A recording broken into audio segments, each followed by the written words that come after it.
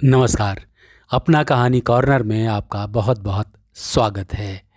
आज मैं एक और नई कहानी लेकर के हाजिर हूँ और ये कहानी है प्रेमचंद की लिखी हुई नशा।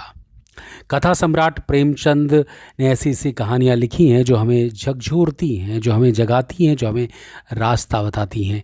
ऐसी ही कहानी है नशा। ईश्वरी एक बड़े जमींदार का लड़का था और मैं एक गरीब क्लर्क का, जिसके पास मेहनत मजदूरी के सिवा और कोई जायदाद न थी। हम दोनों में परस्पर बहसें होती रहती थी। मैं जमींदारों की बुराई करता, उन्हें हिंसक पशु और खून चूसने वाली जोंक और वृक्षों की चोटी पर फूलने वाला बंझा कहता। वो जमींदारों का पक्ष लेता, पर स्वभावतः उसका पहलू कुछ कमजोर होता था, क्योंकि उसके पास जमींदारों के अनुकूल कोई दलील न थी। ये कहना कि सभी मनुष्य बराबर नहीं होते, छोटे बड़े हमेशा होते रहते हैं और होते रहेंगे, लचर दलीलें थी। किसी मानुषीय या नैतिक नियम से इस व्यवसाय का औचित्य सिद्ध करना कठिन था। मैं इस वाद विवाद की गर्मी गर्मी में अक्सर तेज हो जाता और लगने वाली बात कह जाता, लेकिन ईश्वरी हार कर भी मुस्कुराता रहता था। मैं उसे कभी गर्म होते नहीं देखा। शायद इसका कारण ये था कि वो अपने पक्ष की कमजोरी समझता था। नौकरों से वो सीधे मुंह बात न करता था। अमीरों में जो एक बेदर्दी और उद्दंडता होती है, उसमें उसे भी प्रचुर भाग में मिला था। नौकरों से बिस्तर लगाने में ज़रा भी देर की, दूध ज़रूरत से ज़्यादा गर्म या ठंडा हुआ, साइकिल अच्छी तरह साफ नहीं हुई तो वो आपे से बाहर हो जाता। सुस्ती या बदतमीजी उसे ज़रा भी बर्दाश्त नहीं थी, पर दोस्तों से और विशेषकर मुझसे उसका व्यवहार सौहार्द और नम्रता से भरा होता था। शायद उसकी जगह मैं होता तो मुझ में भी वही कठोरताएं पैदा हो जाती जो उसमें थी, क्योंकि मेरा लोक प्रेम सिद्धांत पर नहीं, निजी दशाओं पर टिका हुआ था। वो मेरी जगह होकर भी शायद अमीर ही रहता, क्योंकि वो प्रकृति से विलासी और ऐश्वर्य प्रिय था। अब भी दशहरे की छुट्टियों में मैंने निश्चय किया कि घर न जाऊंगा। मेरे पास किराए के रुपए न थे और मैं घर वालों को तकलीफ नहीं देना चाहता था। जानता हूं वे मुझे जो कुछ देते हैं वो उनकी हैसियत से बहुत अधिक है। इसके साथ ही परीक्षा का भी ख्याल था। अभी बहुत कुछ पढ़ना बाकी था और घर जाकर कौन पढ़ता है। बोर्डिंग हाउस में भूत की तरह अकेले पड़े रहने को तो जी चाहता न था। इसलिए जब ईश्वरी ने मुझे अपने घर चलने का न्योता दिया तो मैं बिना आग्रह के राजी हो गया। ईश्वरी के साथ परीक्षा की तैयारी खूब हो जाएगी। वो अमीर होकर भी मेहनती और ज़हीन है। उसने उसके साथ ही कहा, लेकिन भाई एक बात का ख्याल रखना, वहाँ अगर जमींदार की निंदा की तो मामला बिगड़ जाएगा और मेरे घर वालों को बुरा लगेगा। वो लोग तो असामियों पर इसी दावे से शासन करते हैं कि ईश्वर ने असामियों को उनकी सेवा के लिए ही पैदा किया है। असामी भी वही समझता है। अगर उसे सुझा दिया जाए कि जमींदार और असामी में कोई मौलिक भेद नहीं है तो जमींदारों का कहीं पता न लगे। मैंने कहा, तो क्या तुम समझते हो कि मैं वहां जाकर कुछ और हो जाऊंगा? हाँ, मैं तो यही समझता हूं। तुम गलत समझते हो। ईश्वरी ने इसका कोई जवाब न दिया। कदाचित उसने इस मामले को मेरे विवेक पर छोड़ दिया और बहुत अच्छा किया। अगर वो अपनी बात पर अड़ता तो मैं भी अपनी जिद पकड़ लेता। सेकंड क्लास तो क्या, मैं कभी इंटर क्लास में भी सफ़र न किया था। अब सेकंड क्लास में सफ़र करने का सौभाग्य प्राप्त हुआ। गाड़ी तो 9 बजे रात को आती थी, पर यात्रा के हर्ष में हम शाम को ही स्टेशन जा पहुंचे। कुछ देर इधर उधर सैर करने के बाद रिफ्रेशमेंट रूम में जाकर हम लोगों ने भोजन किया। मेरी वेशभूषा और रंग ढंग से पारखी खानसामों को पहचानने में देर न लगी। मालिक कौन है, पिछलग्गू कौन, लेकिन न जाने क्यों मुझे उसकी गुस्ताखी बुरी लग रही थी। पैसे ईश्वरी के जेब से गए। शायद मेरे पिता को जो वेतन मिलता है उससे ज़्यादा इन खानसामों को इनाम इकराम में मिल जाता है। एक अठन्नी तो चलते समय ईश्वरी ने ही दी थी। फिर भी मैं उन सभी से उसी तत्परता और विनय की प्रतीक्षा करता था जिससे वे ईश्वरी की सेवा कर रहे थे। ईश्वरी के हुक्म पर सब क्या दौड़ते हैं, लेकिन मैं कोई चीज़ मांगता हूँ तो उतना उत्साह नहीं दिखाते। मुझे भोजन में कुछ स्वाद न मिला। ये भेद मेरे ध्यान को संपूर्ण रूप से अपनी ओर खींचे हुए था। गाड़ी आई, हम दोनों सवार हुए। खान साहब ने ईश्वरी को सलाम किया, मेरी ओर देखा भी नहीं। ईश्वरी ने कहा, कितने तमीज़दार हैं ये सब। एक हमारे नौकर हैं कि कोई काम करने का ढंग नहीं। मैंने खट्टे मन से कहा, इसी तरह अगर तुम अपने नौकरों को भी 8 आने रोज इनाम दिया करो तो इससे ज़्यादा तमीज़दार हो जाएंगे। तो क्या तुम समझते हो ये सब केवल इनाम के लालच में इतना अदब करते हैं? जी नहीं, कदापि नहीं। तमीज़ और अदब तो इनके रक्त में मिल गया है। गाड़ी चली। डाक थी। प्रयाग से चली तो प्रतापगढ़ जाकर रुकी। एक आदमी ने हमारा कमरा खोला। मैं तुरंत चिल्ला उठा, दूसरा दर्जा है, सेकंड क्लास है। उस मुसाफिर ने डिब्बे के अंदर आकर मेरी ओर एक विचित्र उपेक्षा की दृष्टि से देखकर कहा, जी हाँ, सेवक भी इतना समझता है, और बीच वाली बर्थ पर बैठ गया। मुझे कितनी लज्जा आई कह नहीं सकता। भोर होते होते हम लोग मुरादाबाद पहुंचे। स्टेशन पर कई आदमी हमारा स्वागत करने के लिए खड़े थे। 2 भद्र पुरुष थे, 5 बेगार। बेगारों ने अपना लगेज उठाया। दोनों भद्र पुरुष पीछे पीछे चले। एक मुसलमान था, रियासत अली, दूसरा ब्राह्मण था, रामहरक। दोनों ने मेरी ओर अपरिचित नेत्रों से देखा, मानो कह रहे हों, तुम कौवे होकर हंस के साथ कैसे? रियासत अली ने ईश्वरी से पूछा, ये बाबू साहब क्या आपके साथ पढ़ते हैं? ईश्वरी ने जवाब दिया, हाँ, साथ पढ़ते भी हैं और साथ रहते भी हैं। यूँ कहिए कि आप ही की बदौलत मैं इलाहाबाद में पढ़ा हुआ हूँ, नहीं कब का लखनऊ चला आया होता। अब की मैंने घसीट लाया। इनके घर से कई तार आ चुके थे, मगर मैंने इनकारी जवाब दिलवा दिया। आखिरी तार तो अर्जेंट था, उनकी फीस 4 आने प्रति शब्द थी, पर यहाँ से उसका जवाब इनकारी ही गया। दोनों सज्जनों ने मेरी ओर चकित नेत्रों से देखा, आतंकित हो जाने की चेष्टा करते हुए जान पड़े। रियासत अली ने अर्धशंका स्वर में कहा, लेकिन आप बड़े सादे लिबास में रहते हैं। ईश्वरी ने शंका निवारण की, महात्मा गांधी के भक्त हैं साहब, खद्दर के सिवा और कुछ पहनते ही नहीं। पुराने सारे कपड़े जला डाले। यूँ कहो कि राजा हैं, 2.5 लाख सालाना की रियासत है, पर आपकी सूरत देखो कि मालूम होता कि अभी अनाथालय से पकड़ कर आए हैं। रामहरक बोले, अमीरों का ऐसा स्वभाव बहुत कम देखने में आता है, कोई भांप नहीं सकता। रियासत अली ने समर्थन किया, आपने महाराज चांगली को देखा होता तो दांतों तले उंगली दबाते। एक गाढ़े की मिर्जई और चमरौधा जूता पहने बाजार में घूमा करते थे। सुनते हैं एक बार बेगार में पकड़े गए थे और उन्होंने 10 लाख के कॉलेज खुलवा दिए। मैं मन में कटा जा रहा था, पर न जाने क्या बात थी कि सफ़ेद झूठ उस वक्त मुझे हास्यास्पद न जान पड़ा। उसके प्रत्येक वाक्य के साथ मन में उस कल्पित वैभव के समीपतर आता जाता था। मैं शहसवार नहीं हूँ। हाँ, लड़कपन में कई बार लद्दू घोड़ों पर सवार हुआ हूँ। यहाँ देखा तो कलारास घोड़े हमारे लिए तैयार खड़े थे। मेरी तो जान ही निकल गई। सवार तो हुआ, पर बोटियां कांप रही थी। मैंने चेहरे पर शिकन न पड़ने दिया। घोड़े को ईश्वरी के पीछे डाल दिया। खैरियत तो ये हुई कि ईश्वरी ने घोड़ों को तेज न किया, वरना मैं हाथ पांव तुड़वा कर लौटता। संभव ईश्वरी ने समझ लिया हो और कि ये कितने पानी में है। ईश्वरी का घर क्या किला था। इमाम बाड़े का सा फाटक, द्वार पर पहरेदार टहलता हुआ, नौकरों का कोई हिसाब ही नहीं, एक हाथी बंधा हुआ। ईश्वरी ने अपने पिता, चाचा, ताऊ आदि सबसे मेरा परिचय कराया। उसी अतिशयोक्त के साथ ऐसी हवा बांधी कि कुछ न पूछिए। नौकर चाकर ही सही, घर के लोग भी मेरा सम्मान करने लगे। देहात के जमींदार लाखों का मुनाफा, मगर पुलिस कांस्टेबल को भी अफसर समझने लगे। कई महाशय तो मुझे हुजूर हुजूर कहने लगे। जब जरा एकांत हुआ तो मैंने ईश्वरी से कहा, तुम बड़े शैतान हो यार, मेरी मिट्टी क्यों पलीद कर रहे हो?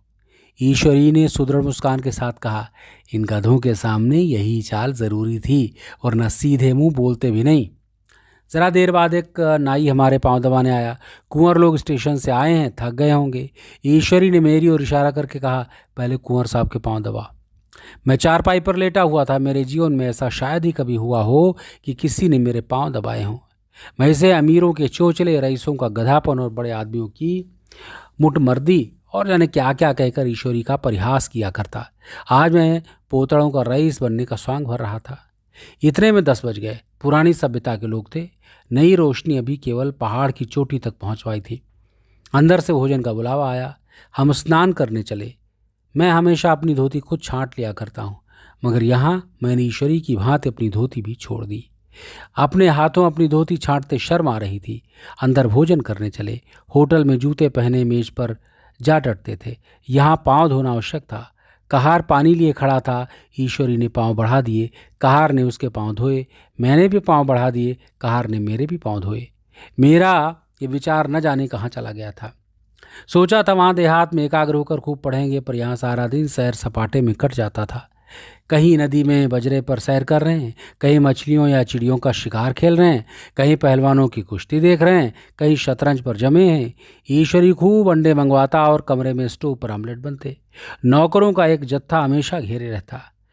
अपने हाथ पांव हिलाने की कोई ज़रूरत न थी, केवल जबान हिला देना ही काफ़ी है।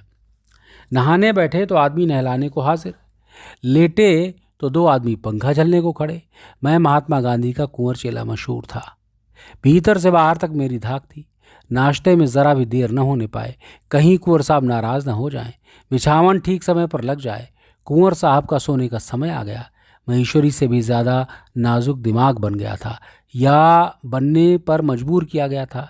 ईश्वरी अपने हाथ से बिस्तर बिछा ले, लेकिन कुंवर मेहमान अपने हाथों कैसे अपना बिस्तर बिछावन बिछा सकते हैं? उनकी महानता में बट्टा लग जाएगा। एक दिन सचमुच यही बात हो गई। ईश्वरी घर में था, शायद अपनी माता से कुछ बातचीत करने में देर हो गई। यहाँ 10 बज गए। मेरी आंखें नींद से झपक रही थी, मगर बिस्तर कैसे लगाऊं? कुंवर जो ठहरा। कोई 11:30 बजे महारा आया। बड़ा मुंह लगा नौकर था। घर के धंधों में मेरा बिस्तर लगाने की उसे सुधि न रही। अब जो याद आई तो भागा हुआ आया। मैंने ऐसी डांट बताई कि उसने भी याद किया होगा। ईश्वरी मेरी डांट सुनकर बाहर आया और बोला, तुमने बहुत अच्छा किया। ये सब हरामखोरी से व्यवहार के योग्य हैं। इसी तरह ईश्वरी ने एक दिन एक जगह दावत में गया हुआ था। शाम हो गई, मगर लैंप न जला। लैंप मेज पर रखा हुआ था, दिया सलाई भी वहीं थी, लेकिन ईश्वरी खुद कभी लैंप न जलाता। फिर कुंवर साहब कैसे जलाएं? झुंझला रहा था। समाचार पत्र आया रखा हुआ था, उधर लगा हुआ था, पर लैंप नदारद। दयोग से उसी वक्त मुंशी रियासत अली आ निकले। मैं उन्हीं पर उबल पड़ा। ऐसी फटकार बताई कि बेचारा उल्लू हो गया। तुम लोगों को इतनी फिक्र भी नहीं, लैंप तो जलवा दो। मालूम नहीं ऐसे कामचोर आदमियों को यहाँ कैसे गुजर होता है। मेरे यहाँ घंटे भर निर्वाह न हो। रियासत अली ने कांपते हुए हाथों से लैंप जला दिया। वहाँ एक ठाकुर अक्सर आया करते थे। कुछ मनचला आदमी था, महात्मा गांधी का परम भक्त। मुझे महात्मा जी का चेला समझकर मेरा बड़ा लिहाज करता था, पर मुझसे कुछ पूछते हुए संकोच करता था। एक दिन मुझे अकेला देखकर आया और हाथ बांधकर बोला, सरकार तो गांधी बाबा के चेले हैं ना। लोग कहते हैं कि हाँ, सुराज हो जाएगा तो ज़मींदार न रहेंगे। मैंने शान जवाई, ज़मींदारों को रहने की ज़रूरत ही क्या है? ये लोग गरीबों का खून चूसने के सिवा और करते क्या हैं? ठाकुर ने फिर पूछा, तो क्या सरकार सब ज़मींदारों की ज़मीन छीन ली जाएगी? मैंने कहा, बहुत से लोग तो खुशी से दे देंगे, जो लोग खुशी से नहीं देंगे उनकी ज़मीन छीननी ही पड़ेगी। हम लोग तो तैयार बैठे हुए हैं, जो ही स्वराज्य हुआ अपने सारे इलाके असामियों के नाम ही करवा देंगे। मैं कुर्सी पर पांव लटकाए बैठा था। ठाकुर मेरे पांव दबाने लगा, फिर बोला, आजकल ज़मींदार लोग बड़ा जुल्म करते हैं। सरकार हमें भी हुजूर अपने इलाके में थोड़ी सी ज़मीन दे दें तो चलकर वहीं आपकी सेवा में रहें। मैंने कहा, अभी मेरा कोई अख्तियार नहीं है भाई, लेकिन जो ही अख्तियार मिला मैं सबसे पहले तुम्हें बुलाऊंगा। तुम्हें मोटर ड्राइवरी सिखाकर अपना ड्राइवर बना दूंगा। सुना उस दिन ठाकुर ने खूब भंग पी और अपनी स्त्री को खूब पीटा और गांव के महाजन से लड़ने को तैयार हो गए। छुट्टी इस तरह समाप्त हुई और हम फिर प्रयाग चले। गांव के बहुत से लोग हम लोगों को पहुंचाने आए। ठाकुर तो हमारे साथ स्टेशन तक आया। मैंने भी अपना पार्ट खूब सफाई से खेला और अपनी कुबेरोचित विनय और देवत्व की मुहर हर एक हृदय पर लगा दी। जी तो जाता था हर एक नौकर को अच्छा इनाम दूं, लेकिन वो सामर्थ्य कहाँ थी। वापसी टिकट था ही, केवल गाड़ी में बैठना था। पर गाड़ी आई तो ठसाठस भरी हुई। दुर्गा पूजा की छुट्टियां भोग कर सभी लोग लौट रहे थे। सेकंड क्लास में तिल रखने की जगह नहीं। इंटर क्लास की हालत उससे भी बदतर। यही आखिरी गाड़ी थी, किसी तरह रुक न सकते थे। बड़ी मुश्किल से तीसरे दर्जे में जगह मिली। हमारे ऐश्वर्य ने वहाँ अपना रंग जमा लिया, मगर मुझे उसमें बैठना बुरा लग रहा था। आए थे आराम से, लेटे लेटे जा रहे हैं। सिकुड़े हुए पहलू बदलने की भी जगह नहीं थी। कई आदमी पढ़े लिखे भी थे, वे आपस में अंग्रेजी राज्य की तारीफ करते जा रहे थे। एक महाशय बोले, ऐसा न्याय तो किसी राज्य में देखा नहीं, छोटे बड़े सब बराबर। राजा भी किसी प्रकार अन्याय करे तो अदालत भी गर्दन दबा देती है। दूसरे सज्जन ने समर्थन किया, अरे साहब, आप बादशाह पर दावा कर सकते हैं, अदालत में बादशाह पर डिग्री हो जाती है। एक आदमी जिसकी पीठ पर बड़ा सा गट्ठर बंधा हुआ था, कलकत्ते जा रहा था। कहीं गठरी रखने की जगह नहीं मिलती थी, पीठ पर बांधे हुए था। इससे बेचैनी होकर बार बार द्वार पर खड़ा हो जाता। मैं द्वार के पास ही बैठा हुआ था। उसका बार बार आकर मेरे मुंह को अपनी गठरी से रगड़ना बहुत बुरा लग रहा था मुझे। एक तो हवा यूं ही कम थी, दूसरे उस गंवार का आकर मेरे मुंह पर खड़ा हो जाना मानो मेरा गला दबाना था। मैं कुछ देर तक जब्त किए बैठा रहा। एकाएक मुझे क्रोध आ गया। मैंने उसे पकड़कर पीछे धकेल दिया और दो तमाचे जोर जोर लगाए। उसने आंख निकाल कर कहा, क्यों मारते हो बाबूजी? हमने भी किराया दिया है। मैंने उठकर 2-3 तमाचे और जड़ दिए। गाड़ी में तूफान आ गया। चारों ओर मुझ पर बौछार पड़ने लगी। अगर इतने नाजुक मिजाज हो तो अव्वल दर्जे में क्यों नहीं बैठे?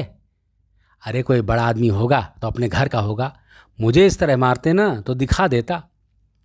क्या कसूर किया था बेचारे ने? हैं, गाड़ी में सांस लेने की जगह नहीं है, खिड़की पर जरा सांस लेने खड़ा हो गया तो उस पर इतना क्रोध। अमीर होकर के आदमी अपनी इंसानियत बिल्कुल खो देता है। ये भी अंग्रेजी राज है जिसका अपना बखान कर रहे थे। एक ग्रामीण बोला, दफ्तर माँ घुसावत नहीं, आप इतना मिजाज। ईश्वरी ने अंग्रेजी में कहा, what an idiot you are bear. और मेरा नशा अब कुछ कुछ उतरता हुआ मालूम होता था। तो देखिए कि प्रेमचंद किस तरह से व्यक्तित्व को और आदमियों को परखते हैं और ये बताते हैं कि स्थितियां आदमी को कैसे बदल देती हैं, है ना। आदमी कुछ नहीं रहता, लेकिन वो स्थिति, हर आदमी राज करना चाहता है, वो चाहे छोटा हो चाहे बड़ा हो, उसको मौका भर मिलना चाहिए, है ना। उस चीज़ का नशा उस पर चढ़ ही जाता है। तो यही कहानी का संदेश बड़ा स्पष्ट है। तो इस तरह से आज की कहानी समाप्त होती है। फिर कोई नई कहानी लेकर हाजिर होऊंगा आपके साथ। तब तक के लिए अपना ख्याल रखिए। चैनल को सब्सक्राइब कीजिए, लाइक कीजिए, कमेंट करके बताइए इस कहानी के बारे में। फिर मुलाकात होगी किसी नई कहानी के साथ। तब तक के लिए नमस्कार।